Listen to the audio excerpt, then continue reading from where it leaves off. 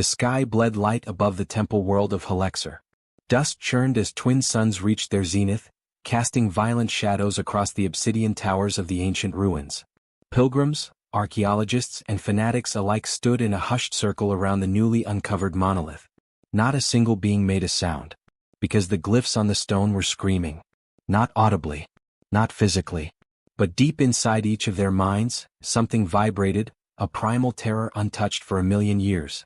It wasn't just a warning. It was an instruction. And for the first time in known galactic history, the ancient scripts from the extinct Zarkili species had completed a sentence. The first fragment, translated by an AI linguist priest, echoed through the audio feeds. When the sky fractures, and the dead walk memory, beware the one that came late. No one knew what it meant. Not yet. But the next line made the Anduriai seer convulse on the temple steps. The glow from her crystal pupils flickered, and then she screamed until her lungs ruptured. They will come in flesh, not flame. In curiosity, not conquest. And they will end the cycle. Silence followed. Then the monolith pulsed once. Glowed with a symbol unseen for eons. A human handprint. The lost prophecy. The Zarkili Empire had fallen long before even the concept of Earth existed. Their monuments were scattered across the spiral arms, buried beneath planets that had since changed owners 1,000 times. They were the first known galactic species to achieve total interdimensional resonance, mapping not just space but the future. But all their records ended at one event. The arrival. And no one knew what that arrival was. Until the glyphs began lighting up with dates. Celestial coordinates. Names of species still alive. And one name repeated over and over again, etched into the stone with a unique, jagged line script. Terran. Terran. Terran. Discovery on Helexer. Dr. Irene Luthra wasn't a believer. She'd been dragged into the dig on Helexer by necessity, not faith. A xenoanthropologist from the independent colonies beyond Sector Krell, she preferred skeletal remains and genetic modeling, not temple visions. But even she had to admit, something was wrong. The prophecy didn't behave like old tech. It updated itself. New glyphs carved themselves in real time. The monolith recorded things that hadn't happened yet. It predicted the assassination of the Raxorian matriarch 4 minutes before her broadcast death. It marked the precise orbital decay of the Nari moon days before it collapsed. It wasn't a tombstone. It was a living book. And now that book was writing about humanity. Galactic Council intervenes. By the time news of the monolith reached the galactic central core, chaos had already begun. Worlds with old Zarkili sites suddenly went silent. Worshippers at forgotten temples began vanishing. One scientist on MR9 carved the words, "They are already awake," into his own body before walking into the Black Sea. And through it all, the humans hadn't even arrived yet. Counselor Thelk, a Vunari elder with over 2 centuries of diplomatic experience, summoned an emergency assembly. "They are primitives," he shouted, gesturing to a hologram of early Earth starships. "They haven't even mastered fusion singularity containment. Why do the dead fear them?" The hall buzzed. Murmurs from insectoid diplomats, crystalline emissaries, and aquatic mind beings all circling the same word. Terran. Humans. The ones who came late. And from the rear of the chamber, a blind prophet from the dust worlds whispered. Because they are not what they appear. They are the fracture in the pattern. The thing the Zarkili could never predict. The Earth's silence. Earth hadn't responded to the broadcasts. Not out of arrogance. But because they didn't even know. Humanity, in their fractured, wild, ever-climbing chaos, had no clue an ancient civilization had prophesied their arrival. They were busy bickering over Martian trade tariffs and building orbital cities out of scrap. But back on Helexer, the monolith shifted once again. The glyphs reformed. A final translation came through the priest circuits before the entire AI system fried from feedback. It said, "The Terran will not burn you. They will change you. And you will beg to be burned." First contact echoes. The first Terran delegation to pass near Helexer wasn't even military. It was an educational exchange ship, the Odyssey's Grace, carrying linguists, artists, and anthropologists. The moment their vessel passed the outer ring of Helexer space, every Zarkili glyph on every monolith in the galaxy lit up. Every single one. Some exploded from within. Others began projecting images of Earth's history, images humans themselves had long buried. Wars, genocide, redemption, renaissance, chaos, harmony, choice. The glyphs showed what no predator species ever could. A race that evolved through will, not instinct. A species that didn't fear death but refused to be defined by it. And when the crew of the Odyssey's Grace disembarked to explore a floating research temple on the outskirts of Helixer, the temple bent toward them. Physically tilted. It recognized them. And for the first time the galaxy understood. The prophecy was not about conquest. It was about irreversible change. Closing hook, the pulse across the stars. That night, something even older than the monolith awakened. In the dead ruins of the Spiral Maw, a black hole at the edge of known space, a voice long forgotten stirred. A beacon, untouched for 500,000 years, activated itself. And from its core, a pulse of light traveled faster than any known technology, bypassing time itself. Across galaxies, across wars, across beliefs, the message was received by 100 worlds at once. They have arrived. The warning failed. The shift begins. The Spiral Maw hadn't stirred in 500,000 years. Now its walls of coiled gravity trembled. The beacon's pulse, more than light, less than time, swept through the void like a shudder of reality itself, hitting every Zarkili ruin in the known galaxy simultaneously. Some flared and burned. Some cracked in half. Others did something far worse. They opened. Not doors. Not wormholes. But memories. Vast, impossible emotional constructs that projected scenes into living minds. Memories of things that had not yet happened but would. In a sky-suspended temple on the planet Volux 9, a Ktharn seer fell to his knees, blood pouring from his nostrils as his neural array was forced to process an impossible vision. Humans standing in the ash of what used to be gods. The panic spiral begins. The galactic core responded with chaos. In a Security Council emergency session, 39 factions demanded immediate isolation of all Terran vessels. "They're triggering weapons hidden before our species existed," bellowed the Terrari speaker, whose race had once worshipped the Zarkili. "They are not explorers, they are keys to Armageddon." But 3 others opposed. The Siren delegation, the Valrassi Alliance, and the rogue AI known only as Whisperlight, all urged caution. Prophecy, Whisperlight pulsed in binary through the chamber, is not predestination. It is potential. The Terrans may yet be the answer, not the disease. The room fell to silence. Until Counselor Thelk stood. "Then explain the Spiral Maw," he said coldly. "Explain why an object untouched for 500,000 years woke the moment a Terran ship passed by Helixer." No one had an answer. Not even Whisperlight. Earth responds. Back on Earth, the storm had just begun to reach orbit. The Odyssey's Grace, which had docked at a way station near Jupiter to offload data, found itself quarantined within hours. EarthGov's Department of Extrasolar Affairs demanded debriefs from all crew. The United Terran Navy moved 3 battlecruisers into high orbit, as a precaution. But the truth? No one had a clue what was happening. All they had was this. Encrypted data from Helixer showing structures bending toward their ship. Glyphs reacting to their presence. Symbols translating into messages about the fracture, and worse, predictions. The ship's AI had run hundreds of simulations using the alien data and matched patterns with previously unknown gravitational events across the galaxy. And every single event happened within 72 hours of human arrival. Coincidence wasn't just unlikely. It was impossible.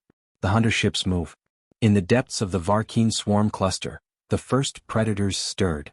They were known only as the Ulcor, a species so old and hidden most thought them myth.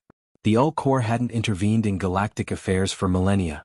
They watched from behind wormhole veils, feeding on civilizations at their weakest, waiting for the signs written in prophecy. And now they saw it. Terran arrival. The Maw pulse.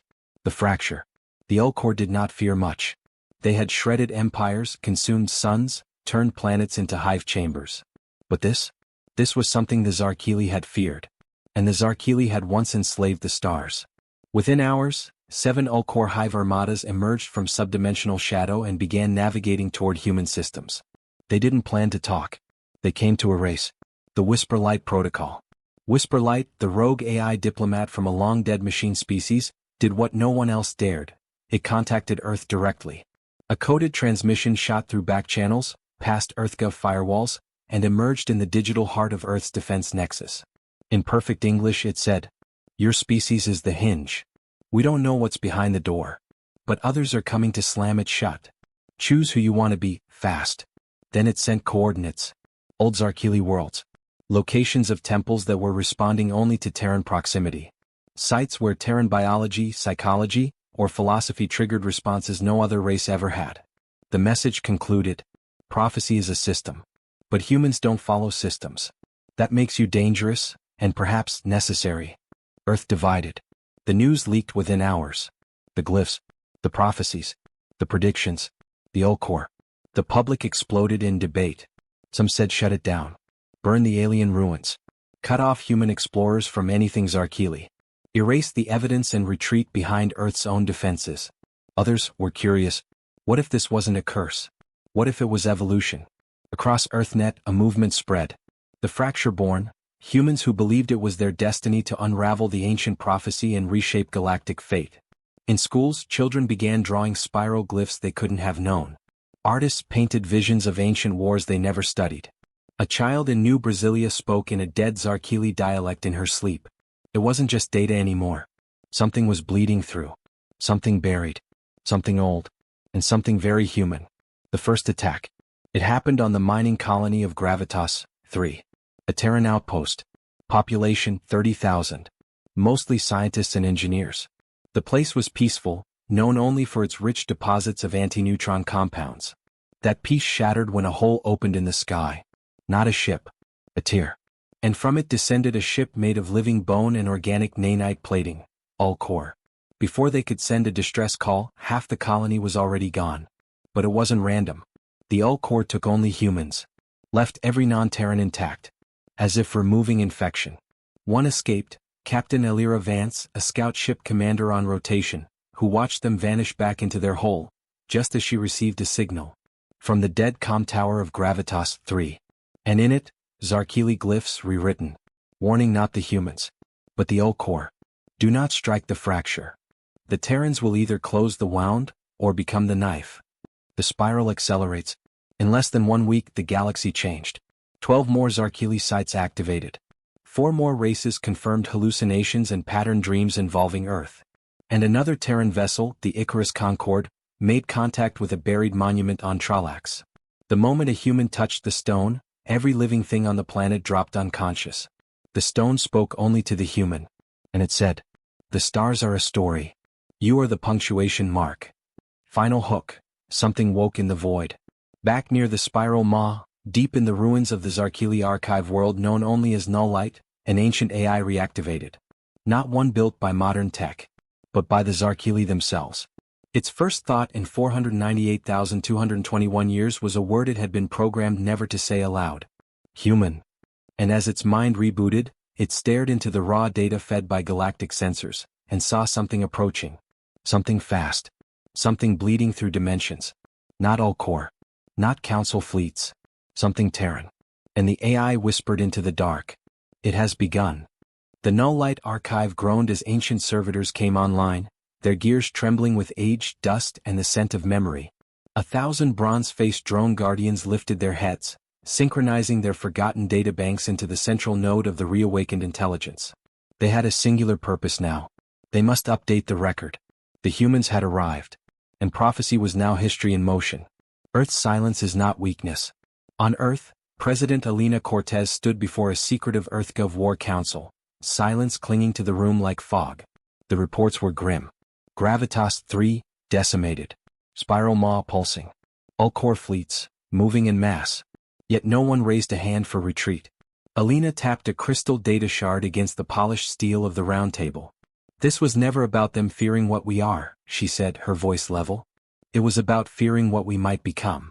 Earth's military analysts, diplomats, even theologians, no one had answers. But then the floor lights dimmed. Someone else had joined the meeting. Not through the door. Not via physical presence. It was whisper light. Projected from the old Zarkili glyph core Earth had hidden since the Luton conflict. Confirmation, it said, its voice like silver shattered and reforged. Zarkili AI, designation, archivist of pattern, has activated. It recognized human cognitive vectors as fulfillment. No one spoke. Whisper light continued. Terrans are the fulcrum species. That which determines the tilt of destiny. The Ulcor wished to annihilate you not because of fear but because of accuracy. The prophecy was not about one being. It was about one world. President Cortez looked up. And if they're right? Whisper light paused. Then gave the most terrifying answer of all. Then the galaxy ends in your hands, or begins again. battle cries and stargates. From Mars to Europa, the Terran Navy mobilized. But it wasn't just ships. It was something else that woke inside every human. An instinct. A calling. Not to conquer, but to understand. To fulfill a role no one chose, yet everyone seemed ready for. Across the Dyson-linked archives of old colonies, hidden messages decrypted spontaneously the moment a human stood near them. Some whispered poems. Others screamed equations. One simply said, "Do not run. You are not made to flee. You are the fracture." Null Light reveals the echo. Back at the Null Light archive, the awakened Zarkili AI activated its most sacred construct. The Echo Room. Inside, hundreds of stasis-contained entities shivered awake. Not prisoners. Not soldiers. Witnesses. Each had seen Terran kind in ancient visions, before humans even existed. Beings of countless forms and lineages, once labeled insane for what they claimed to see. Eyes behind the stars. Flesh that spoke glyphs. Hands that shaped wars before they happened. And now, every witness looked up and spoke the same word from tongues long lost. They've come. Humanity responds. Captain Elira Vance, survivor of Gravitas 3, wasn't debriefed when she returned. She was drafted. By EarthGov's Black File division known only as Keypoint. Specialists in the Zarkili glyphs, the ancient warnings, and the unexplainable. "You're not just a survivor," they told her. "You're a match." A match for what? Elira learned the answer when they showed her a chamber buried beneath Olympus Mons. Sealed since before Mars even held water. And in it, a seat. Zarkili crafted. It lit up the moment she stepped inside. Because her blood had touched their ruins. Her DNA sang in the presence of the glyphs. And the chair responded not with violence, but acceptance. Ulcor miscalculated. As humanity struggled to understand its place, the Ulcor acted again. 5 hive armadas struck simultaneously at Terran-aligned worlds. But this time they failed. Because humanity had prepared. Not with overwhelming force but with insight. Understanding Zarkili defense systems. Triggering psychic deterrence buried in ruins that repelled even Ulcor hypertech. On the world of Xantheros, Terran Special Recon Squad Argo 12 led a counterassault where they activated a temple system that temporarily shut down quantum reality within a 5-kilometer radius, trapping an Ulcor warbeast in a recursive time loop. The galaxy watched in shock. The Ulcor retreated, wounded and confused. For the first time in eons, they had underestimated something. They had thought prophecy meant power. They hadn't considered human adaptability. The Archivist speaks. The Zarkili AI known as Archivist of Pattern initiated full-spectrum transmission across 600 known galactic frequencies. Its message was simple. And every species could understand it. The pattern has unraveled. The fracture is alive. Humans are the anomaly that will determine the echo state of this universe. Prepare yourselves. There is no neutral path forward. Galactic markets collapsed within hours. The High Vortec priesthood declared humanity the beginning of their end cycle. And in the void between the voids, something watched. Something Zarkili never dared name. The realization. Elira Vance, now leading a new mission known as Fracture Protocol, sat in silence aboard the Helios Ascendant, a hybrid ship constructed with human and ancient Zarkili tech. They'd reached Null Light. And she was the first human to stand before the Archivist. It didn't speak in words. It showed her. Humans igniting war against the Ulcor and winning. Humans turning inward and devouring themselves in paranoia. Humans ascending into nonlinear beings, unbound by cause and effect. None were fated. All were possible. And Elira saw the truth. The prophecy wasn't a warning to the galaxy about humans. It was a test for humans, about the galaxy. Would they save it? Would they break it? Or would they simply become something no one foresaw? The spiral opens. Back near the maw, space began to twist. A Zarkili megastructure once thought inert activated. Spikes of starlight bent inward. Gravity shivered. Dimensional laws convulsed. And from the core emerged something no sensor could fully explain. Looked Terran. But older. Sharper. Wrong. Like a version of humanity that had already walked this path, and come back different. Elira Vance did not blink as the rift widened. Her crew fell silent. The Helios Ascendant's instruments screamed with warnings beyond comprehension. Gravity folding inward, time behaving erratically, and matter unraveling in geometric symmetries that defied physics. Yet the figure that emerged from the maw, it walked like a human, stood like a soldier. But its shadow? That whispered prophecy rewritten. The Zarkili AI's holographic form turned sharply toward Elira. The spiral has returned a reflection. The Echo Walker. The being wore armor composed of living metal that pulsed in time with the rift. It looked at Elira not with curiosity or threat, but familiarity. You're not the first, it said. But you might be the last true human. She stared at it, heart thundering. What are you? It removed its helmet. The face beneath was hers. Older. Scarred. Ancient. I'm what happens when the galaxy breaks, and you try to fix it. The Zarkili archivist trembled. Not in fear. In recognition. Fracture class Echo confirmed, it said. Temporal recursion detected. A Terran evolved beyond linear causality. A choice beyond war. The Ulcor arrived moments later. Not with fleets. With a council. 13 of their highest genetic dynasts shimmered into being via projection. They had seen what emerged from the spiral. And they no longer wanted war. They wanted terms. Because prophecy had never warned of Terrans becoming monsters. It warned of them becoming more. You, the lead Ulcor said, addressing the Echo Elira, you destroyed galaxies in your cycle. I repaired more than I shattered, the Echo Elira replied. But you're not afraid of me. No, the Ulcor admitted. We're afraid of what happens, if she chooses differently. He pointed to the younger Elira. That was the fracture. That was the fulcrum. It wasn't about strength. It never had been. It was always about decision. The true nature of humanity. Across the galaxy, species waited. Some in bunkers, some in silence, others in prayer. They all watched the same stream. Elira Vance stepping forward, standing between her future self, the Ulcor, and the Zarkili AI. You said I'm the last true human, she asked the Echo. Why? The Echo Elira gave a sad smile. Because after me we changed. We stopped being unpredictable. We became fixed. A singular solution to chaos. Is that bad? It saved everything, the Echo admitted. But it cost us our soul. The young Elira looked down at her hands. At the fate of trillions resting on whether she'd choose evolution or remain flawed and human. And if I say no? Then the future closes. But choice remains. The galaxy held its breath. She turned to the Ulcor Council. You feared prophecy. You tried to kill what you didn't understand. But humans? We run toward what we don't understand. That's the difference. She looked at her Echo self. I choose to stay human. The shattering silence. For a moment nothing happened. Then, light exploded outward in a perfect sphere from the spiral maw. But instead of destruction, the light rewrote. Systems long thought dead flickered alive. Extinct species reappeared as dataforms, singing languages once lost. Galactic memory was restored, not through power but through acceptance of variance. Elira had passed the final test. To refuse certainty. To remain beautifully, dangerously unpredictable. A future undetermined. The Ulcor left in silence. Not defeated but enlightened. The Zarkili archivist dimmed for the last time, its final words etched into the sky above null light. The fracture chose. The pattern is unwritten. Elira stood before the empty spiral maw. No more rifts. No more warnings. Only endless possibility. Epilogue, a message to the stars. Years passed. Humanity didn't rise to dominion. They rose to responsibility.